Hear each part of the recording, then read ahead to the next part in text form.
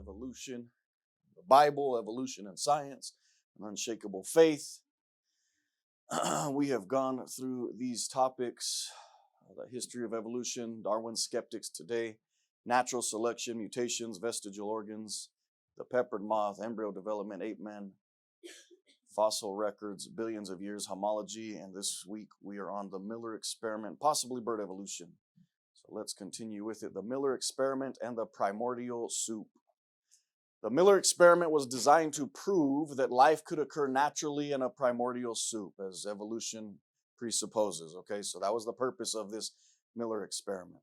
Stanley Miller was a graduate student in the laboratory of Harold Urey, and their experiment was an attempt to validate a theory proposed by Alexander Oparin and J.B.S. Haldane, Marxists who wanted to disprove creationism. Why would a Marxist want to disprove creationism? They go hand in hand. Some of you may not know what a Marxist is. That is oh man, I just lost the word for it. Communist, thank you. Karl Marx. Socialism today follows Marx's teachings, but they don't believe in God. For their system to work, it goes much better that there is no God. God does not exist. So this is why they would want to disprove creationism. They theorized that the original atmosphere of the earth allowed the formation of organic compounds that could have been the building blocks of life. All right, let me back up to this. I want to talk about something that's kind of related, but not really, but it just deals with creationism, Marxism, and politics, okay? Some people don't think preachers should talk about politics from the pulpit, and I completely disagree with that. A lot of what was preached in the Bible dealt with political issues. Okay, so I will deal with political issues. And let me just say, in a generic sense, if you get saved and follow the Bible, that is going to dictate, if you choose to follow the Bible, that is going to dictate in a large part the way in which you vote. Hands down. Okay? There should be a few like non-negotiables here, in my opinion. Okay, and one of those, hands down, is abortion. Like, there's no Christian, I'm just going to say this from a biblical standpoint. The Bible says that God hates him that shed innocent blood. Okay, there is nothing more innocent than a baby in the womb. Okay, I might even bring this article up and read it right now, if I can find it quickly. I hadn't planned on doing this, but there is nothing more innocent than a child in the womb. No Christian should vote for anybody that is pro-abortion, period. Okay? Let me say that again. No Christian, based on what the Bible teaches, should vote for any political candidate that is pro-abortion, period. I leave no wiggle room in that. Okay? The Bible says God hates him hands that shed innocent blood. That's pretty clear. There's a lot more on it than that. Okay? Those that shed innocent blood. And there's nothing more innocent than a child in the womb. Now, if you'll give me a second, I'm going to pull this article up. I think I saved the email. And I'm going to read it to you. Again, I did not plan on doing this, so forgive me for not being better prepared.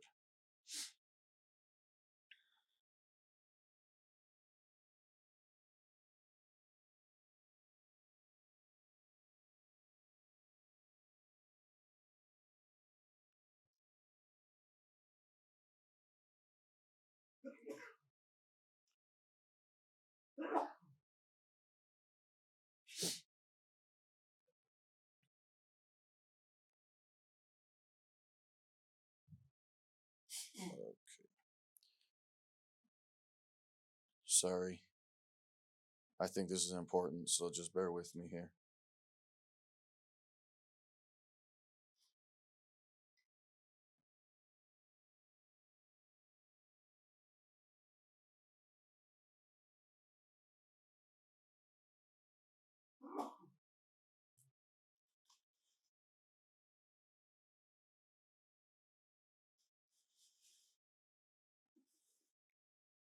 Okay, so this is why you don't do this.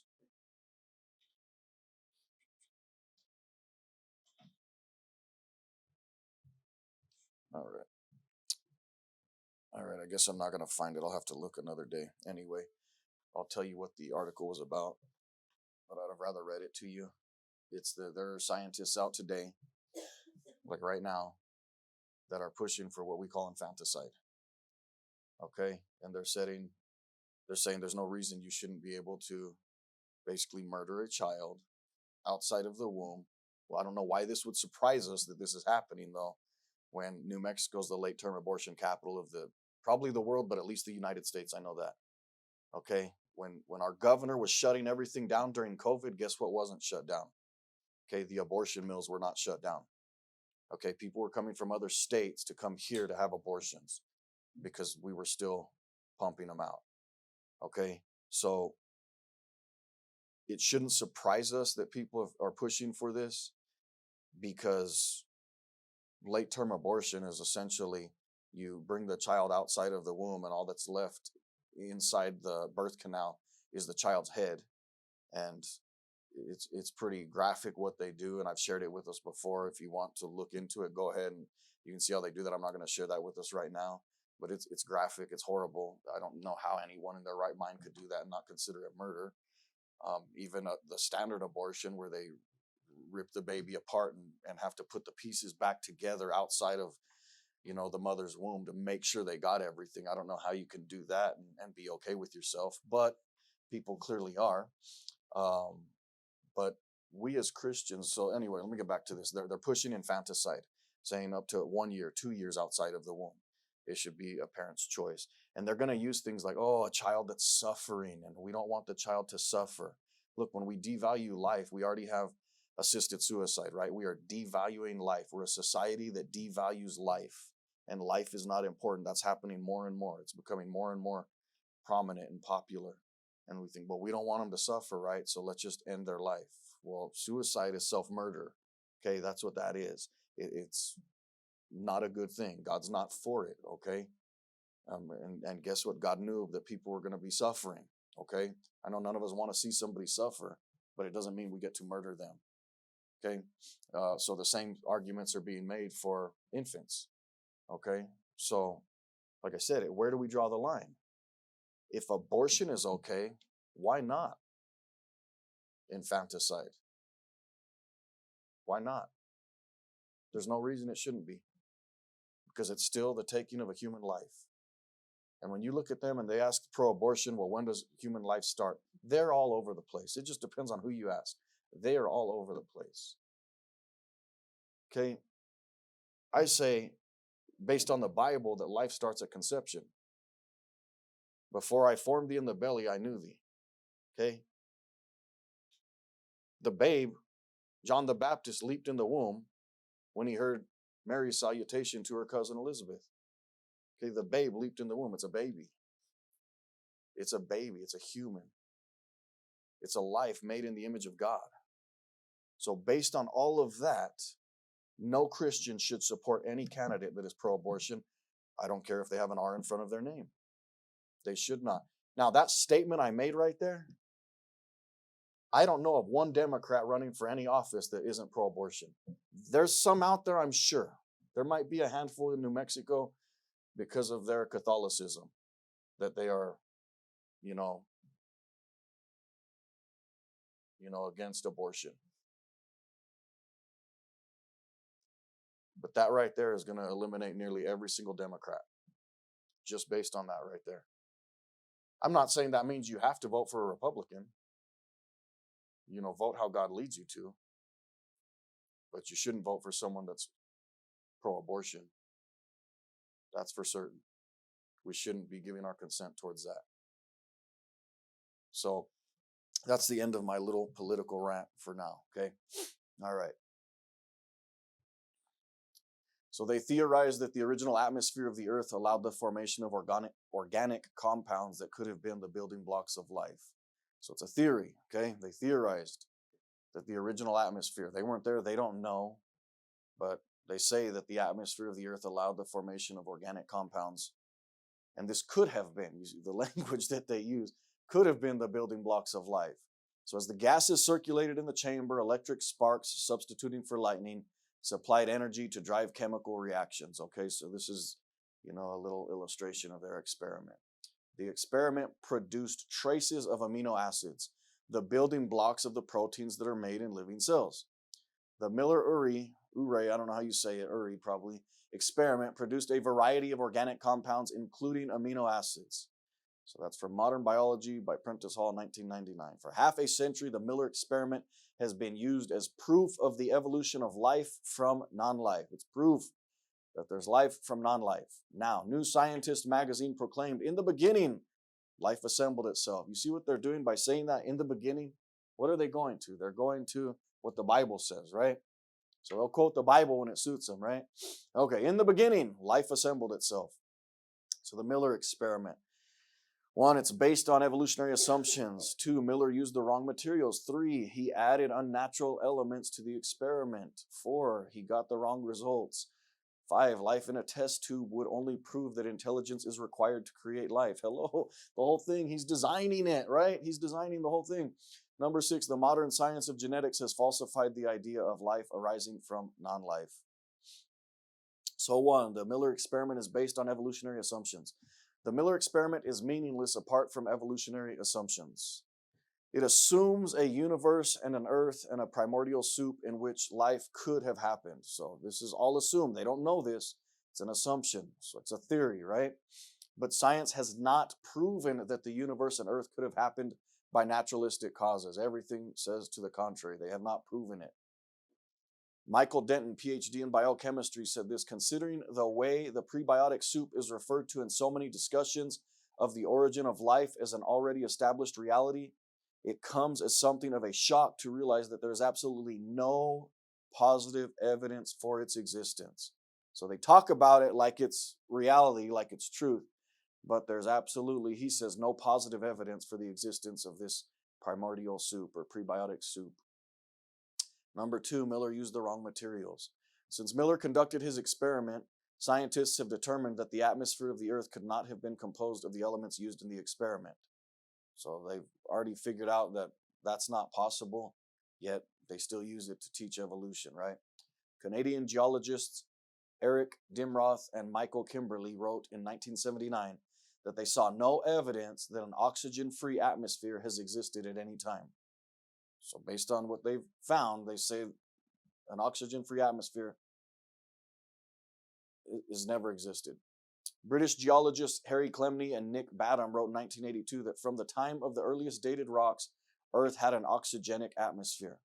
So the earliest dated rocks are how many? When we looked at their numbers, right? They're hundreds of millions of years old, right? From that earliest time that we've looked at them, they've had oxygen. Geochemists soon reached a near consensus that the primitive atmosphere was nothing like the one Miller used, so it doesn't even fit with what Miller said. The presence of oxygen would have destroyed anything that might have evolved. So with that information, right, you'd think like, okay, that's garbage, let's throw that theory away, right? Isn't that how you test theories, right? You're like, okay, that doesn't fit, so that's gone. Nah, not what they do. Michael Pittman, who taught biology at Cambridge, even the simple organic compounds, the smallest bricks of living material would have crumbled as soon as they formed if oxygen were present. So nothing would have made it had oxygen been there. So number 3, Miller added unnatural elements to the experiment. The conditions of the experiment were not realistic. Under normal conditions, hydrogen escapes into space, but Miller provided no way for it to escape. Okay, so he's already altering things to force it to come to the conclusion he wants, so he can get the results that he wants. Under normal conditions, any soluble organic products that formed would be quickly broken down, but Miller precluded this by building a trap to prevent such an occurrence. So think about everything he's doing to create life, right? He's having to step in and interfere and make it. So this is at least an argument. At the very least, it's an argument for intelligent design, because he said, well, I got to stop this from happening, so the next step will take place, and he's doing that. So we'll look at that too. Gary Parker, what is that, an education of what? EDD, does anyone know? It's a doctor. Yeah, I knew that. I don't know how to, education of doctor. Yeah. Biology and geology. So the same spark that puts amino acids together also tears them apart. And it's much better at destroying. Miller knew this, so he trapped out the molecules he wanted. But that would be cheating because you were supposed to say that this is how life arose without any intelligent design. So he trapped out the molecules that were going to destroy what he was trying to make happen. So number 4, Miller got the wrong results. Nothing living and self-replicating was produced. Not even a protein was created. Well, that's the opposite of what they told us, right? All right, the main product of the Miller experiment was tar. Simon Morris called the product of such experiments muck, goo, and gunk. Graham Cairns Smith called them grossly contaminated gunks. The trace amounts of amino acids that were produced were both left-handed and right-handed, whereas any right-handed molecules prevent the creation of proteins, which are needed for life. Stephen Grocott, PhD in organometallic chemistry, said this: sterilize a frog and put it in a sterile blender, buzz, seal up the mixture in a sterile container, and leave it as long as you want. You won't get life despite the fact that you started with the best possible mixture of so-called precursors to life. Repeat the experiment 1,000,000 times, in the sun, in the dark, with oxygen, without, with clay, without, with UV, without. It won't make any difference. Thermodynamics clearly state that the mixture will decompose to simpler, lower energy, less information containing molecules. So you could start with all the information, it's not going to create life. Number 5, even if some type of life could be made in a test tube, it will only prove that intelligence is required to create life, which is what we see him doing. So Michael Behe said this: making the molecules of life by chemical processes outside of a cell is actually rather easy. Not only can amino acids and nucleotides be made, but a chemist can then take these and produce proteins and nucleic acids. Most readers will quickly see the problem. There were no chemists 4 billion years ago. Neither were there any chemical supply houses, distillation flasks, nor any of the other devices that the modern chemist uses in his or her laboratory and which are necessary to get good results. Right? It's all set up to work. They sterilize everything. Number 6, the modern science of genetics has falsified the idea of life arising from non-life. The simplest organism capable of independent life, the prokaryote bacterial cell, is a masterpiece of miniaturized complexity, which makes a spaceship seem rather low-tech. In Darwin's day, the cell was thought to be a simple blob of protoplasm. Ernest Haeckel called it a simple lump of albuminous combination of carbon. Therefore, it was not difficult for Haeckel to believe that life is constantly forming in the mud at the bottom of the sea. He called this Monera and believed it formed the base of the tree of life. In The History of Creation in 1868, he described the appearance, eating habits, and reproductive cycle of Monera. So, just look at how he states it as fact when he doesn't even know. He says they consist entirely of shapeless, simple, homogeneous matter, a shapeless, mobile little lump of mucus or slime, organisms without organs. That's what he said. He even gave Monera the scientific name of Protoamoeba primitiva. Today we know that when you put it in Latin, that's oh man, that's legit right now. As soon as it's in Latin, it's real right there. Today we know that the simplest living cell is more complicated than a modern city. Okay, that's not what he was saying, right? It's a little lump of mucus or slime, organisms without organs. That's what he said. Okay. The living cell is a living body with organs. It has blueprints, decoders, error checkers, quality control systems, power plants, power storage units, manufacturing plants, chemical plants, assembly lines, disposal units, trash compactors, all within this living cell. Okay. The cell has a complex communication system, recycling centers, detoxification plants, transportation highways, and tracks and tunnels, transportation vehicles, living walls with many types of one-way and two-way guarded, gated portals to the outside world, an external matrix to connect with other cells, and a host of other things. Michael Denton said this: nearly every feature of our own advanced machines has its analog in the cell. Artificial languages and their decoding systems, memory banks for information storage and retrieval, elegant control systems regulating the automated assembly of parts and components, error, fail-safe, and proofreading devices utilized for quality control, assembly processes involving the principle of prefabrication and modular construction. So it is a intricate city. The cell contains not only the blueprint of the plant or animal's body and the information describing its every function, but also the ability to actually fashion and operate it. Everything that's needed. Jerry Bergman, even a simple E. coli bacteria has about 4.6 nucleotide base pairs, which code for 4,288 genes, each of which produces an enormously complex protein machine. The information in the DNA in one human cell is equivalent to a library of 4,000 books, each containing 500 pages. That's 2 million pages. Okay, that's the DNA in one human cell. This is interesting. Yet it is so amazingly microengineered that all of the DNA from every person who has ever lived would weigh less than an aspirin tablet. That's crazy, isn't it? The knowledge of these things has forced many scientists to the conclusion that life could not have arisen spontaneously. Henry Zuhl, a PhD in biology, complexity of the cell is now just too daunting to flippantly assert biochemical evolution to explain it. And if cells could not originate naturally, then nothing else could. Francis Crick, co-discoverer of DNA's double helix structure, said, "An honest man armed with all the knowledge available to us now could only state that in some sense the origin of life appears at the moment to be almost a miracle." They're getting there, aren't they? They're starting to get there, right? Sir Fred Hoyle, the notion that not only the biopolymers, but the operating program of a living cell could be arrived at by chance in a primordial soup here on Earth is nonsense of a high order. I like that. Number 7, every evolutionary origin of life theory has the same fatal flaw. Not one of the theories can realistically bridge the vast barrier from non-life to life, from inert chemicals to living self-replicating systems.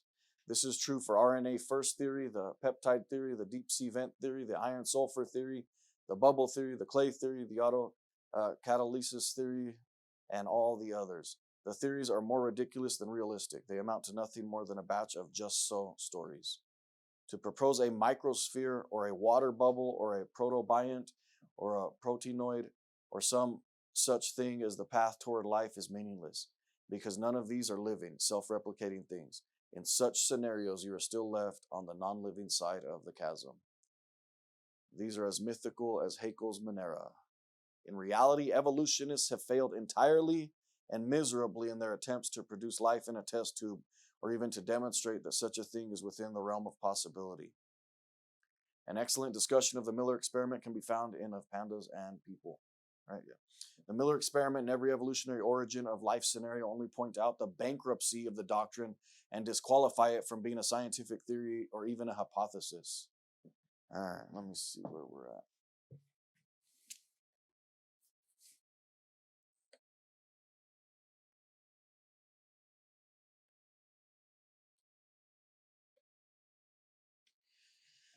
Okay. So now we will look at bird evolution. We probably won't go too far in this one. Archaeopteryx and bird evolution. The accepted evolutionary theory is that birds evolved from a small dinosaur. You're going to love the pictures in this. The wisdom of birds, the rise of birds, dinosaurs of the air, taking wing. Look at that. Don't you see it now? Supposedly big dinosaurs became smaller and smaller, and then a small dinosaur evolved into a bird. I don't understand why a T-Rex would ever need to be smaller when he's just like, could just eat everyone basically. But hey, right? So then a small dinosaur evolved into a bird. The Archaeopteryx has been used as a major icon of this transition for over a century. Dinos of a feather. It says, for a long time, scientists thought only birds had feathers, but newly discovered dinosaur fossils show that dromaeosaurs and other non-flying theropod dinosaurs, possibly even Tyrannosaurus, sported feathers. Why would something have feathers if it couldn't fly? Feathers might have first evolved because they insulated the body, attracted mates, or added lift when a theropod made a leap for prey. So the Archaeopteryx is an extinct bird that has been preserved in detail in some fossils. So there's kind of a drawing of it, right? It is the fossil of a bird, and it doesn't look like a dinosaur. But since it has teeth and a long bony tail and spurs on its wings, Darwinists latched onto it as a missing link. They say these are reptilian features and prove that the Archaeopteryx was evolving from a dinosaur. So where's all the transitions between? Instead of it just being a creature that's just is what it is, where's all the transition to get to this even? That's what they don't ever show. So the best preserved fossil specimen is located at the Humboldt Museum in Berlin. And there it is. I'll leave that there for a second. You can see the wings, the head, the tail, the feet. The next picture I bring up will kind of be like, okay, and then I'll come back to this so you can see it. All right, so this drawing fleshes out what the creature looked like when it died and was fossilized. Okay, so you see it there, and now you get a little better understanding of how the fossil looks like.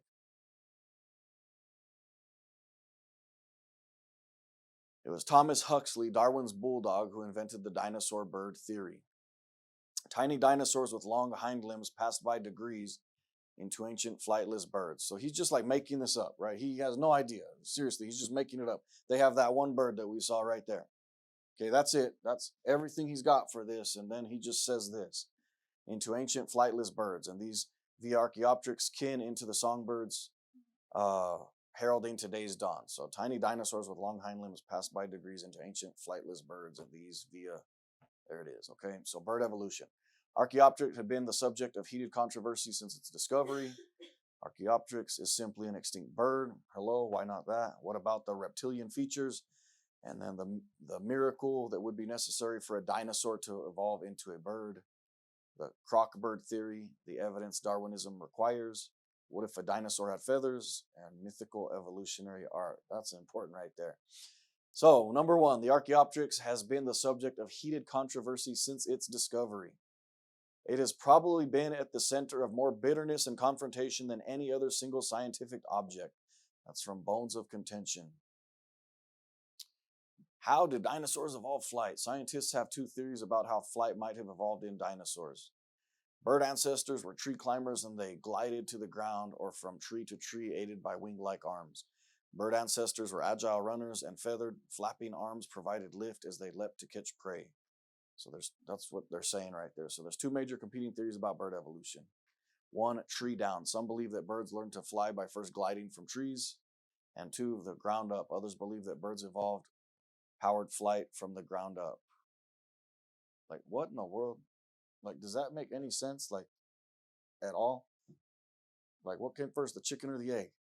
Right? Well, we know it was the chicken. I'm just kidding. But, like, obviously, if it's up in the tree, then at some point it's going to come down. Right? Or vice versa.